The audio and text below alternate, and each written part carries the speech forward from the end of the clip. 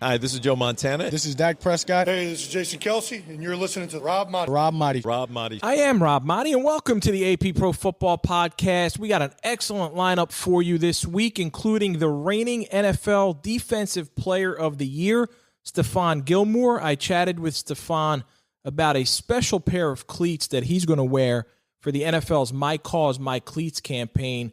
We also discuss an unusual losing season for New England, playing for Coach Bill Belichick, and much more, so stay tuned for that. Also, my colleague Barry Wilner, AP Pro Football writer and Pro Football Hall of Fame voter, he joins me for our weekly chat. Things are getting real wild in the NFL as we've reached December. It took until December to finally need a game on an odd day like a Wednesday, but they completed the Week 12 schedule as the Steelers stayed unbeaten with a 19-14 win over the COVID-19 depleted Ravens, who were missing Lamar Jackson and a bunch of other key players. Steelers are now 11-0, 5 wins away from a perfect regular season. We also saw in Week 12 a practice squad wideout start at quarterback for Denver, which had 4 QBs go in quarantine. We have a tie for first place in the NFC East. You got 2 4-7 teams. It's that bad. 2 4-7 teams. The Giants and Washington right now tied at 4-7 ahead of the 4-6-1 Eagles.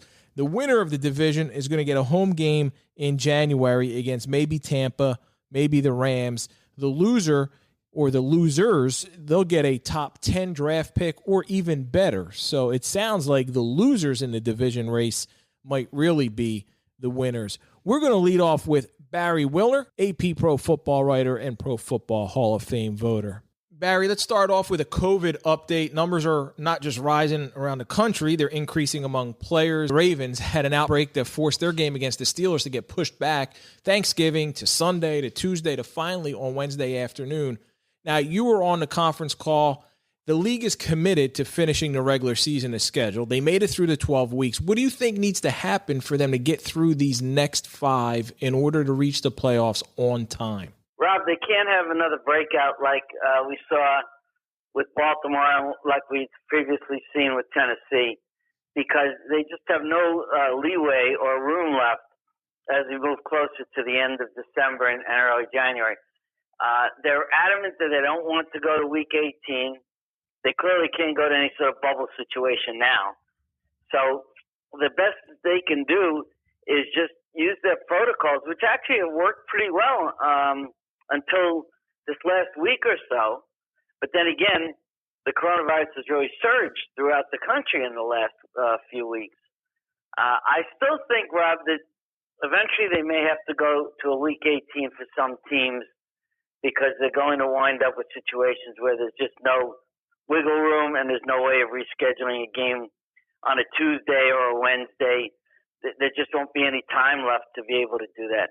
The idea, Barry, of a bubble for the regular season isn't going to work, obviously, at this point. It's too late, and there's so many different factors that go into that.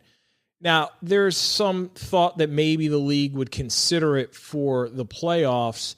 There's also some negative sides to it, isn't there? Dr. Allen said he's talked about that there's some possibilities if you go into a bubble, if you put teams sequestered in a hotel, if one guy gets, there could be a bigger widespread breakout.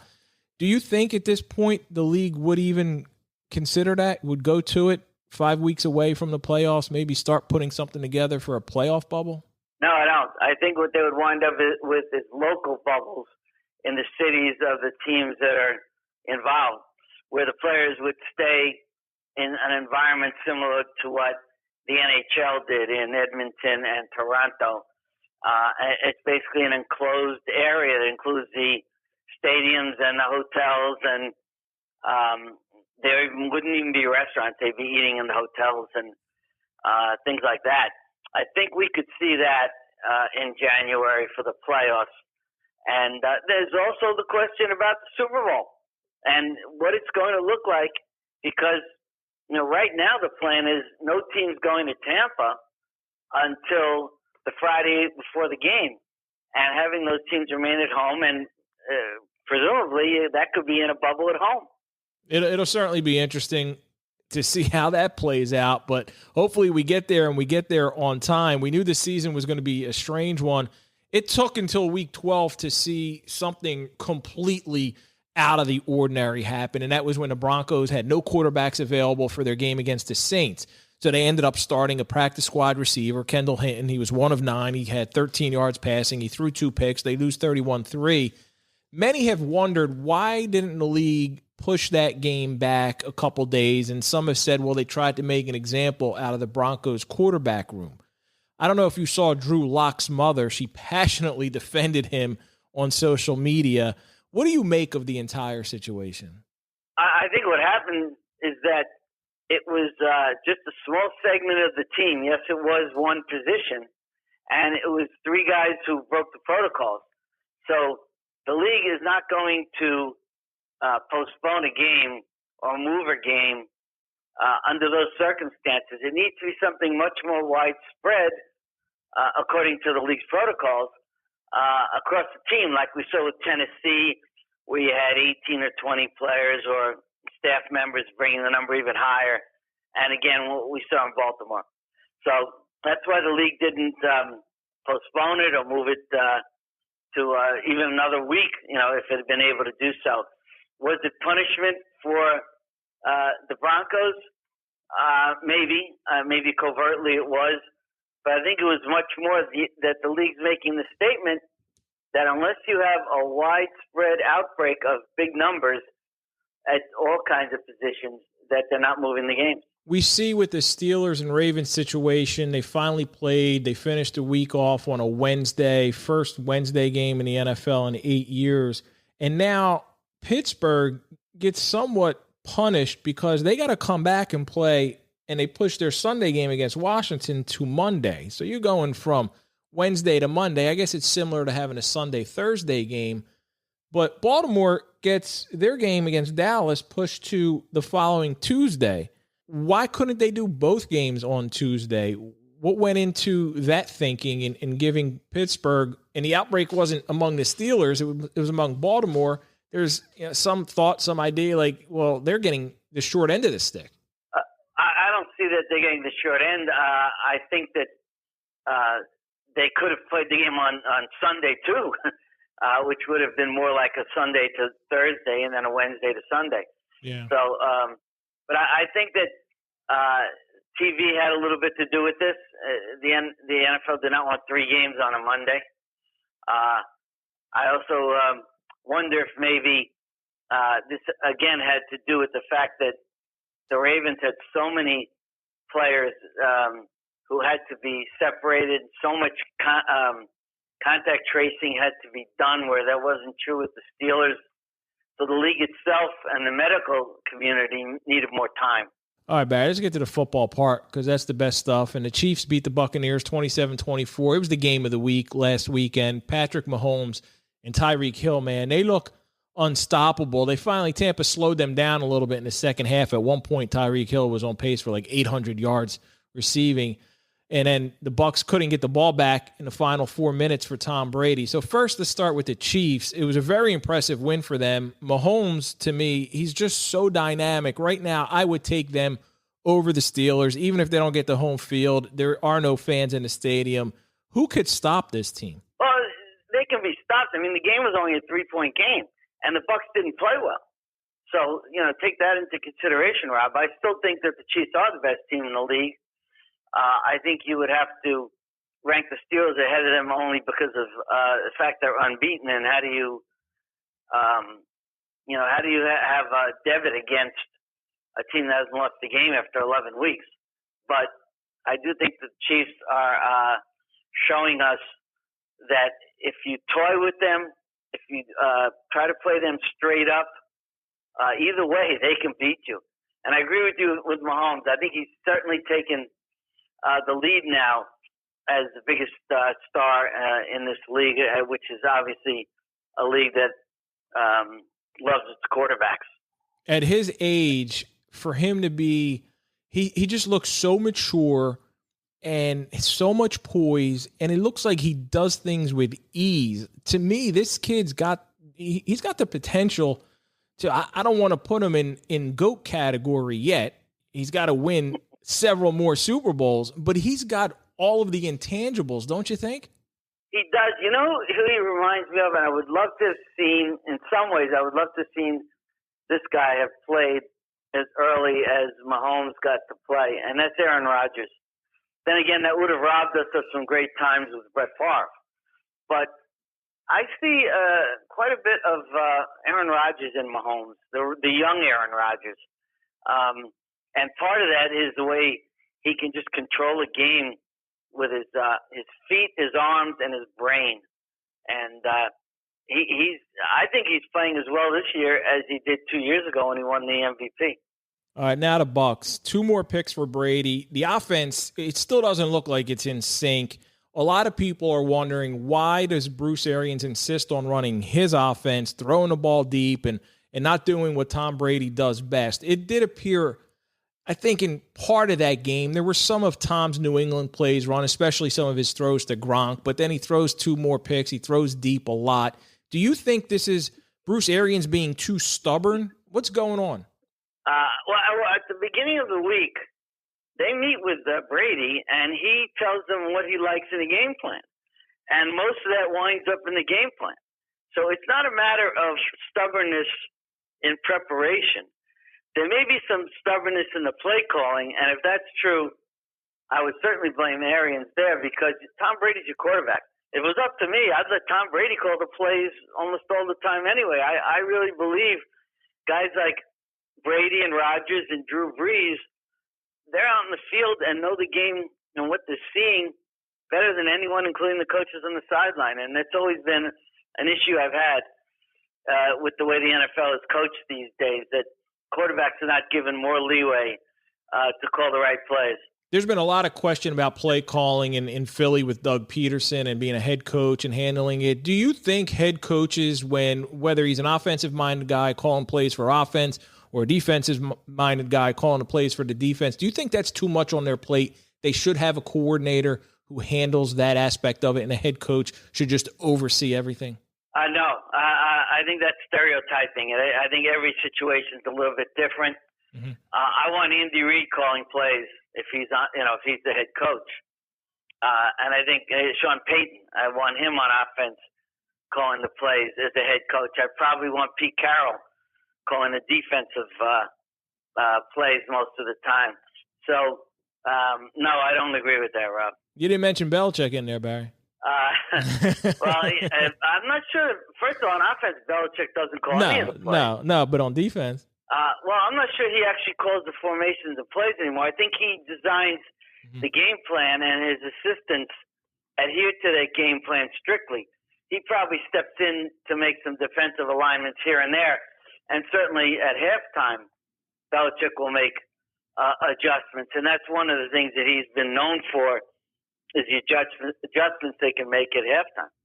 Sean McVay called out Jared Goff for his turnovers. He's got 14. The Rams lost at home to the Niners. It was a costly loss for L.A. in that NFC West race. Seattle now moves into first place. Rams are in second. Cardinals are in third. McVay's not going to bench Goff for John Wolford, but I'm noticing a trend. Coaches are starting to be more critical of their quarterbacks publicly. Is that just me noticing it? Do you also see it? And if so, why do you think that's happening? I notice it with certain teams and certain quarterbacks, yes. And I think part of that is when a quarterback is capable of so much more than he's showing. I think we've seen certain, Goff is a great example. I've never been a big Goff fan. He's just too inconsistent, and he makes some really great plays, and he can bring you back from deficits and win games, but he makes some really bad decisions too. So I can see why McVay would do that. And Kyle Shanahan with Garoppolo, we've seen some of that. And obviously we've seen it on bad teams where the quarterbacks are just not performing. And I don't have a problem with the coach doing that. Only 2 games on the schedule this weekend featuring 2 teams with a winning record. In the first one, we got the Rams visiting Arizona. Both teams, along with Tampa, are in that battle for the 5 seed that I called the half bye. Cardinals are 3-point home underdogs. They lost 2 in a row at Seattle. They lost at New England. They've lost 3 of 4. Their only win in that span was the Hail Mary game against Buffalo. These two teams are going to meet again the last week of the season. A couple numbers here for you. Rams are 5-1 against the spread against teams with a winning record. I've lost confidence a little bit in the Cardinals. Their offense looks like it's out of rhythm. I really like LA's defense, even though Goff's having some issues on offense. I like the Rams' defense better than Arizona's for sure. And the fact that the odds makers have the Rams as a 3-point road favorite in a division matchup like this, I'm going to go with the Rams on the road. Who do you like in this game? Absolutely the Rams, and I've lost a lot of confidence in Arizona. The Cardinals handed that game to the Patriots. The Cardinals outplayed them most of the game.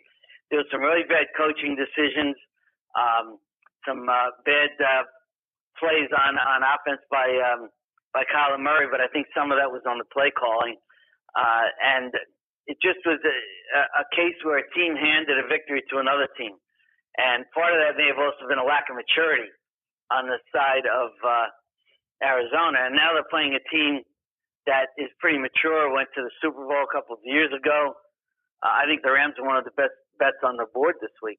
The other matchup is the 8-3 Browns go to Tennessee as a 6-point dog against the 8-3 Titans.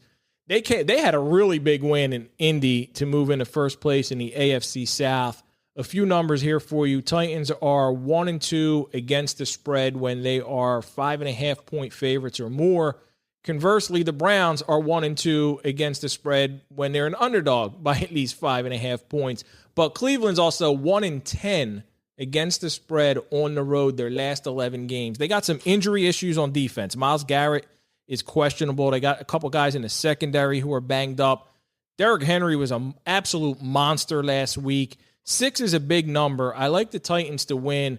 Browns almost lost to Mike Glennon and the Jags. I'm leaning to give the points also. What do you see? I'm going to give you another number first. 17, 47, and 2. That's the combined record of the Browns' opponents who they've beaten this year. Ooh. 17, 47, and 2. Good one. So I think that the Browns are kind of bogus. And if they win this game, they'll prove me wrong. I think Myles Garrett will play. I like the Titans in this game. I like the way the Titans are playing on both sides of the ball. I think they've got balance on offense, actually, where they may not have to rely on Derrick Henry to carry them to victory. I think they've got tremendous confidence after these 2 wins over Baltimore and Indianapolis. And the Browns are a confident group, but they've only played very few teams with winning records, and they lost to Baltimore, they lost to Pittsburgh, they lost to Las Vegas. They did beat Indianapolis early in the season. That's the only winning team they've beaten. So I like Tennessee. All right, this one isn't a matchup of 2 winning teams, but it's a matchup of 2 first-place teams, and that is the New York Giants visiting the Seattle Seahawks. Seattle's a 10-point home favorite. They're coming off a Monday. They got a short week. They're coming off a Monday night win. Giants at 4-7, tied with Washington, but they beat Washington twice, so they have the tiebreaker there. They got some injury concerns, of course, with Daniel Jones. Seattle, their offense, as bad as Philly was offensively, they kind of stifled a little bit the defense, Russell Wilson. I like Seattle in a bounce back here to just blow out the New York Giants because I don't think they were happy with their performance in Monday Night Football against Philly. They should not be happy with that performance, Rob. They didn't play great against the Eagles. Had Carson Wentz and the offense, and I guess, Doug Peterson does deserve some blame here. Had they been even close to on par, the Eagles might have won that game. I think that the Seahawks defense has really improved, though, and that's important. They're playing a Giants team that has a pretty good defense and a very well-coached defense. But there's not a lot the Giants can do on offense. I'm not sure if with Colt McCoy as the quarterback, if they can do even as much as they did with Daniel Jones. The spread's kind of big there, but the game's in Seattle. It's a long trip. So I kind of like the Seahawks in that game. All right, Barry, as always, great stuff, man, and appreciate it and look forward to chatting again next week. You bet, Rob. Thanks.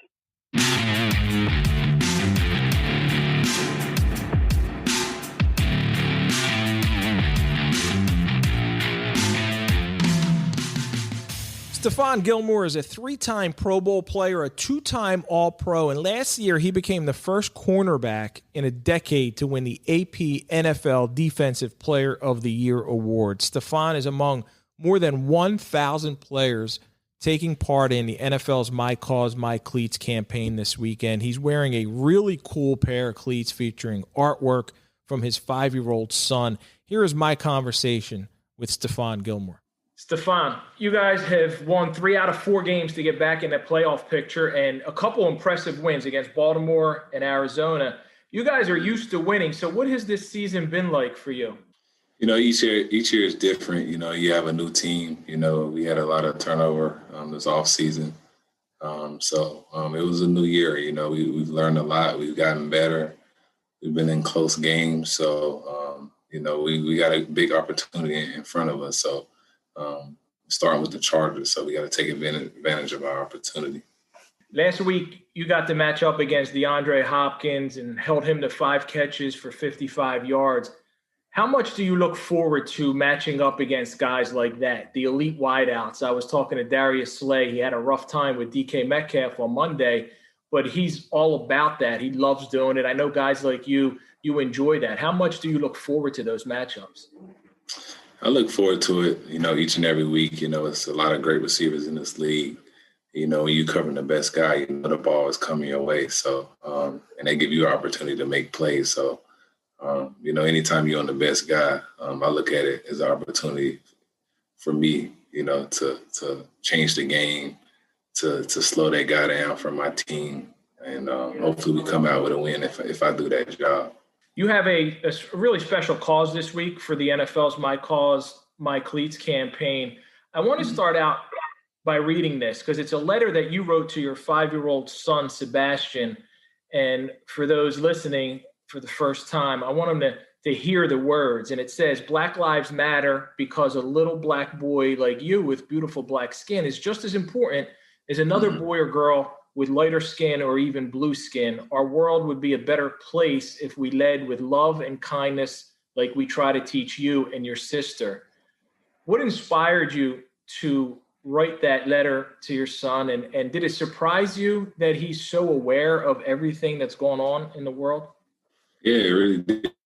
It surprised me because he's only 5 years old. He's very observant. He asks a lot of questions. And me writing that letter to him was just explaining that, a lot of things going on in this world today where it's not fair.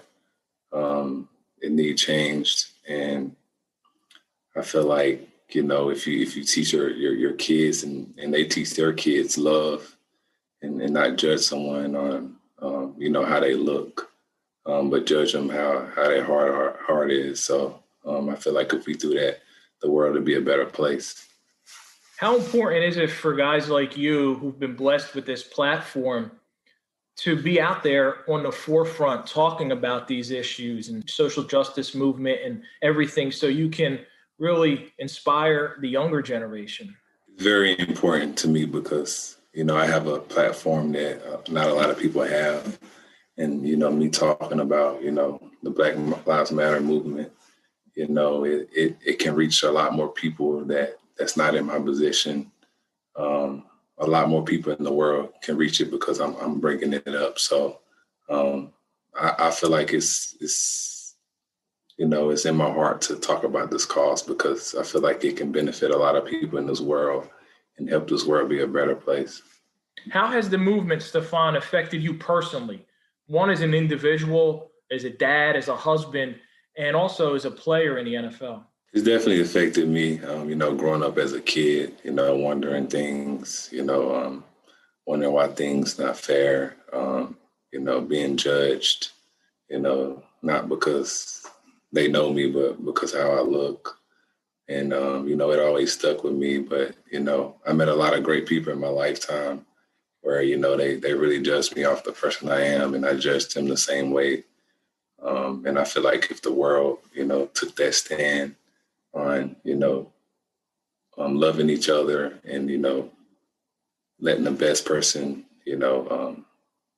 lead the group, I think, we'll be pushing in the right direction.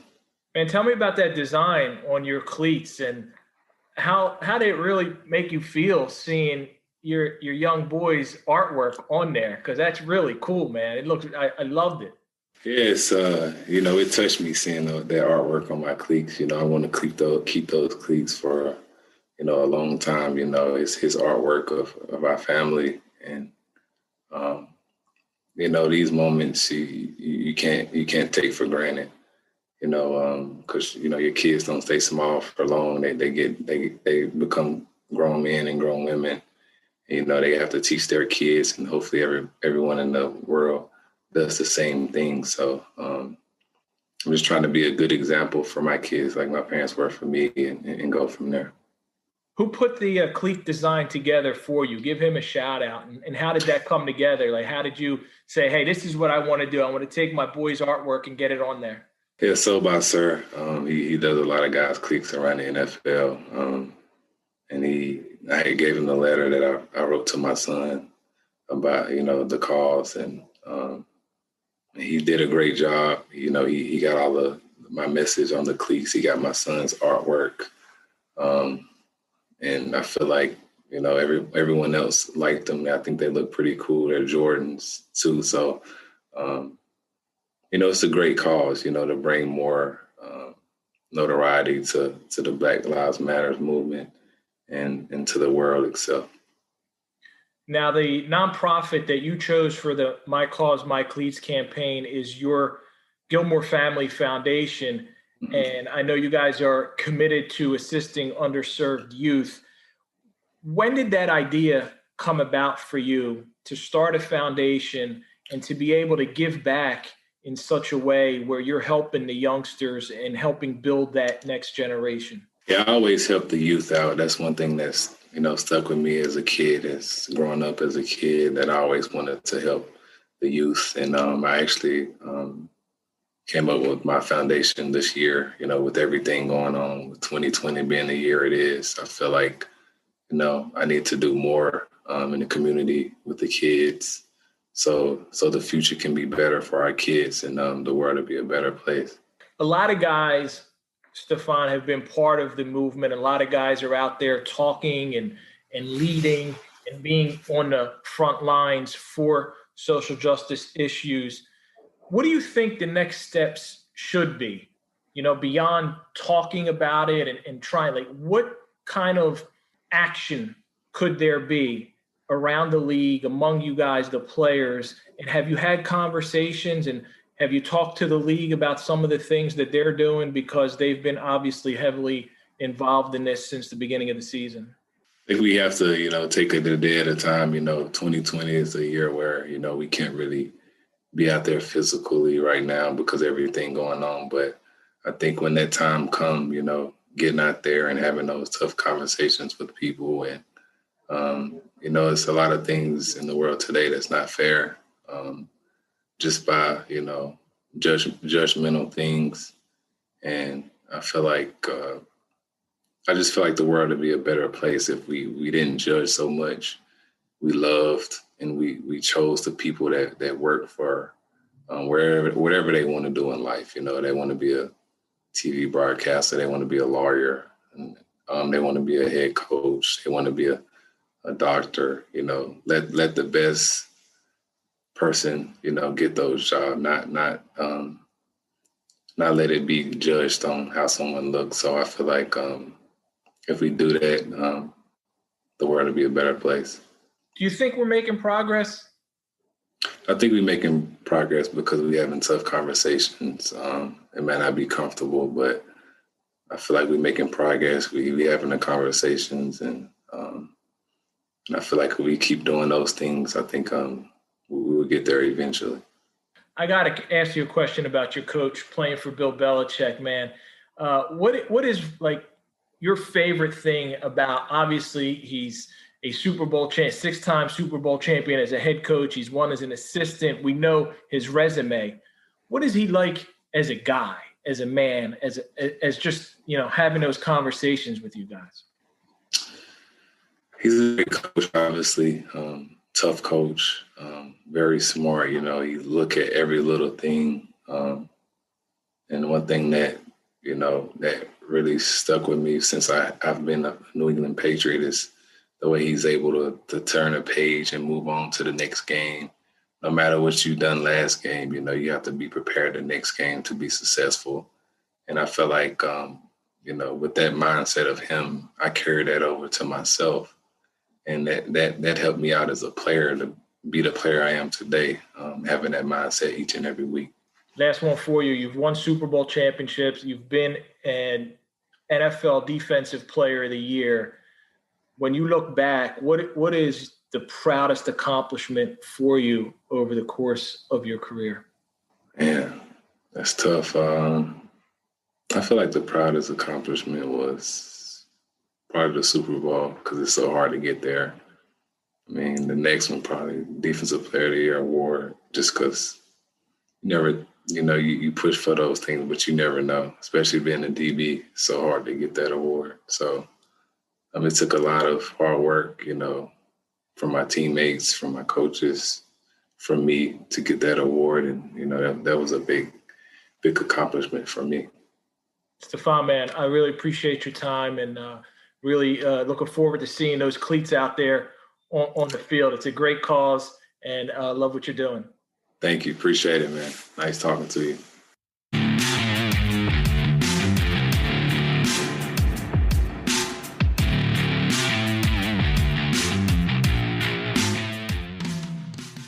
It's time for some final thoughts. Someone decided to bet $500,000 on the Seahawks -6.5 against the Eagles on Monday Night Football. I liked Seattle too, but not $500,000 kind of like them. This unlucky bettor nearly had a nice payout until Richard Rodgers caught a Carson Wentz desperation heave for a 33-yard touchdown. The ball was tipped. He catches it going to the ground in the final minute. And still, at that point, it was 23-15.